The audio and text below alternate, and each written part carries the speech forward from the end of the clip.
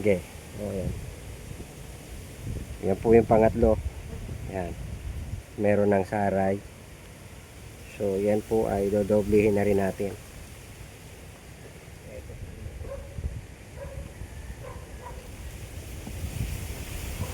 Yung pinagkalisan, no? Yan. Yan po yung kanyang mga hani.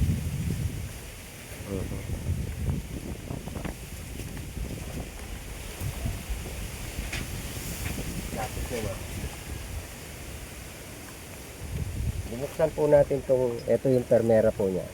Segunda, yung tercera, yung super niya. Ano super. Binuksan po natin itong pangatlo at titingnan po natin. Ayan.